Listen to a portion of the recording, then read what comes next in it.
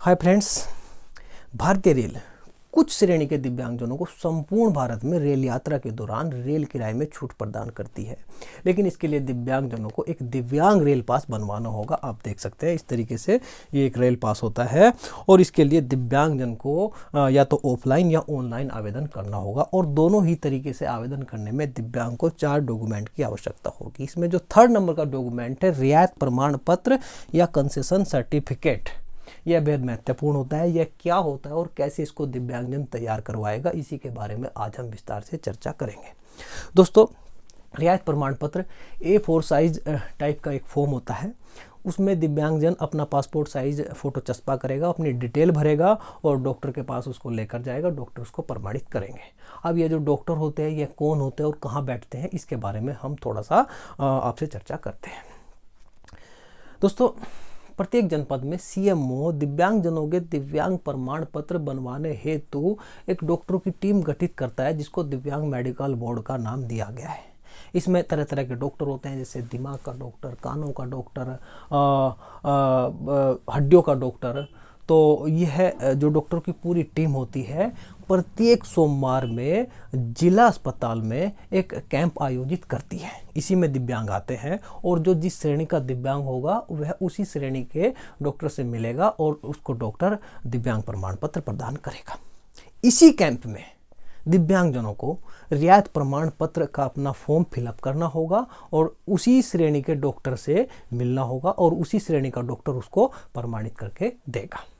अब यह जो रियायत प्रमाण पत्र है यह दिव्यांगजन कहाँ से प्राप्त करेंगे, इसके लिए गूगल में जाइए, divyangjan-rail.in लिखिए, आगे बढ़े और फिर इस तरीके से पेज खुलकर आ जाएगा। इसमें जब नीचे जाएंगे तो यहाँ लिखा होगा डाउनलोड कंसेशन सर्टिफिकेट, यहाँ क्लिक करेंगे तो इस तरीके से पेज खुलकर आ जाएगा। दोस्तों, यह जो रियायत प्रमाण पत्र होता है यह इंग्लिश में होता है। इंग्लिश में इसको फिलअप करना है, डॉक्टर के पास लेकर जाना है। लेकिन समझने के दृष्टिकोण से हम इसका हिंदी वर्जन देखेंगे।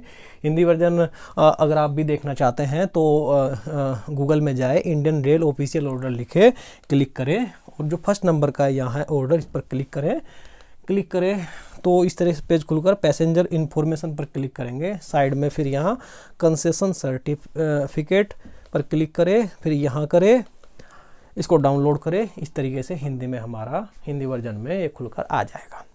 अब इसको हम समझते हैं, जूम करते हैं। इसमें यहाँ दिव्यांगजन अपना एक पासपोर्ट साइज फ़ोटो लगाएगा। इसमें रंगीन फ़ोटो होगा और इसमें सिंपल चेहरे का भी फ़ोटो हो सकता है या पूरे शरीर का भी हो सकता है। ज़रूरी नहीं कि इसमें दिव्यांगता दिखाई देनी चाहिए, ये साधारण फ़ोटो भी हो सकता है। फ़ोटो चस्पा करने के बाद इसमें डॉक्टर अपना हस्ताक्षर करेगा और मोहर करेगा, उसी श्रेणी का डॉक्टर। और यह हस्ताक्षर और मोहर दोनों इस तरीके से होना चाहिए कि कुछ फ़ोटो के ऊपर और कुछ फ़ोटो से नीचे आ जाए, हस्ताक्षर और मोहर दोनों। ये आप नीचे देख भी सकते हैं, इंस्ट्रक्शन में लिखा हुआ है।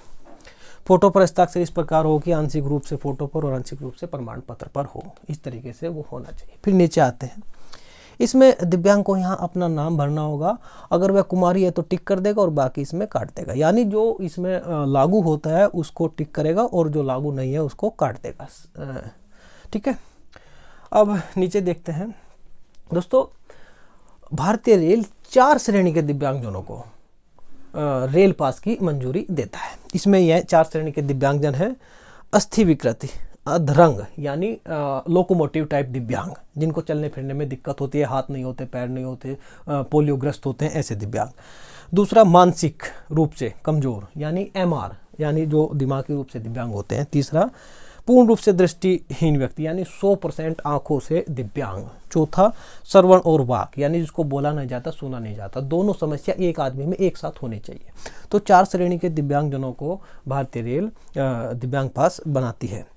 इसमें जिस श्रेणी के दिव्यांग हैं उस पर क्लिक कर देना होगा और बाकी को कट कर देना होगा। आगे बढ़ते हैं। इसमें दिव्यांगजन अपना पता भरेगा, गांव का नाम, तहसील, ब्लॉक वगैरह इसमें भर देगा। फिर नीचे पिता या पति का नाम, आयु, लिंग। और इसमें जो दिव्यांग किस प्रकार की है दिव्यांगता, इसमें डॉक्टर ही दिव्यांगता को लिखेगा कि वह उसकी स्थायी या अस्थायी प्रकार की दिव्यांगता है और जो है उसमें यहाँ कट भी कर देगा। अगर अस्थायी है तो यहाँ क्लिक करेगा, स्थाई को काट देगा, इसका अपोजिट में इसको कर देगा, इस तरीके से उसको डॉक्टर भरेंगे, यानी ये वाला कॉलम डॉक्टर को ही भरना होगा। फिर नेक्स्ट यहाँ जो दिव्यांग है वह अपना हस्ताक्षर, या अगर अनपढ़ है तो अंगूठा लगाएगा, अगर दिव्यांग को हाथ नहीं है तो इसको छोड़ देगा। फिर डॉक्टर यहाँ स्थान, दिनांक, सरकारी अस्पताल की यहाँ मोहर लगेगी, यहाँ सरकारी डॉक्टर के हस्ताक्षर होंगे, यानी जो जिस श्रेणी का दिव्यांग है उसी श्रेणी का जो डॉक्टर है इसमें यहाँ हस्ताक्षर करेगा। और यहाँ लास्ट में जो वो डॉक्टर है वह अपनी मोहर, और मोहर के नीचे, मोहर में उसका डॉक्टर का पूरा नाम दिखाई देना चाहिए, और उसका रजिस्ट्रेशन नंबर भी एक डॉक्टर को मिलता है वह भी यहाँ मोहर में होना चाहिए। इस तरीके से ये पूरा फॉर्म भरा जाता है। अब थोड़ा इसमें इंस्ट्रक्शन देखते हैं हम। दोस्तों जो रियायत प्रमाण पत्र होता है यह कुछ समय तक वैलिड होता है। इसमें हम देख सकते हैं जो हमारे 3 तरह के जो श्रेणी है, MR और दृष्टिबाधित और श्रवण और वाक बाधित, इसमें यह रियायत प्रमाण पत्र 5 वर्ष तक के लिए मान्य होता है। 5 वर्ष के बाद दोबारा बनवाना पड़ेगा और दोबारा जो है दिव्यांग रेल पास के लिए आवेदन करना होगा। 5 वर्ष तक मान्य है। अच्छा, अगला जो हमारा जो लोकोमोटिव टाइप दिव्यांग है, इनके लिए देखो लोकोमोटिव दिव्यांग तभी 2 तरीके की होती है, अस्थायी और स्थायी। स्थायी जो जीवन भर रहती है, अस्थायी जो थोड़े समय बाद खत्म हो सकती है, तो डॉक्टर उसमें इस तरीके से देखकर दिव्यांग प्रमाण पत्र में स्थायी अथवा अस्थायी लिख देते हैं। तो अगर हमारी लोकोमोटिव टाइप दिव्यांगता अस्थायी प्रकार की है तो यह रियायत प्रमाण पत्र 5 वर्ष के लिए वैलिड होगा। और अगर स्थायी टाइप की दिव्यांगता है लोकोमोटिव, तो यह 25 वर्ष तक के जो दिव्यांग होंगे उस केस में 5 वर्ष तक वैलिड होगा। 26 से 35 वर्ष तक के लोकोमोटिव दिव्यांग के लिए अगर स्थायी दिव्यांगता है तो 10 वर्ष, और 35 वर्ष से ऊपर के लिए दिव्यांगजनों के लिए पूरे जीवन के लिए रियायती प्रमाण पत्र माना जाएगा। दोस्तों इस तरीके से यह रियायत प्रमाण पत्र बन जाएगा और दिव्यांगजन अपना ऑनलाइन या ऑफलाइन आवेदन कर सकते हैं। इसके बाद भी अगर आपका कोई जानकारी आप लेना चाहते हैं तो मेरे व्हाट्सएप नंबर पर मुझसे संपर्क कर से मुझे चैटिंग करके जानकारी आप ले सकते हैं। Okay, bye.